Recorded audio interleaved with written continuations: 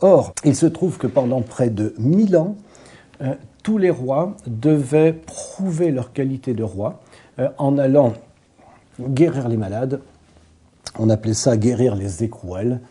Et cette ampoule qui servait au sacre a été brisée par les révolutionnaires, enfin lors de la Révolution dite française, et ensuite on a pu en récupérer encore quelques petites gouttes qui ont servi à consacrer les rois suivants lors de la Restauration.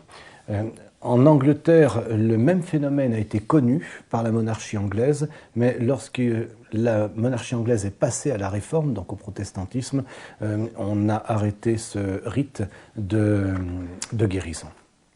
Dernier outil principal, je dis principal parce qu'il existe des outils secondaires comme les croix d'herbe par exemple, ou des prières sur parchemin.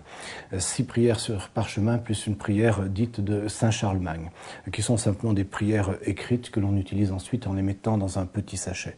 Nous allons parler des pentacles de l'abbé Julliot qui ont fait couler beaucoup d'encre. Tout d'abord, définissons les termes. On parle beaucoup dans nos milieux d'énergie. Alors le mot énergie est un peu mis à toutes les sauces et nous allons donc distinguer 3 niveaux d'énergie. Tout d'abord, je peux utiliser un bracelet de cuivre pour mes rhumatismes.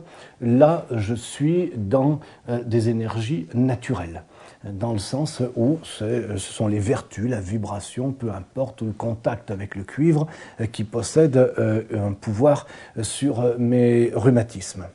Donc, magie, entre guillemets, naturelle. Ensuite, il y a des énergies d'un autre type qui sont les énergies célestes. Par exemple, je peux observer le pouvoir de la Lune ou du Soleil sur les malades, sur les crises de démence, sur la fréquence des accouchements. Et les énergies dont nous parlons sont des énergies qui sont propres à ce monde intermédiaire dans lequel se situent les astres. Et enfin, il y a les énergies divines incréées. Si je vois le corps d'un saint qui ne s'est jamais putréfié et qui est resté intact, il faut bien croire que quelque chose s'est passé et quelque chose qui dépasse le naturel. Donc là, nous avons l'irruption d'énergie, nous dirons divine, c'est-à-dire ce 3e plan. De la même façon, quand on parle de Saint-Esprit, quand on parle d'énergie divine incréée, nous sommes sur ce 3e plan. Il y a donc 3 niveaux.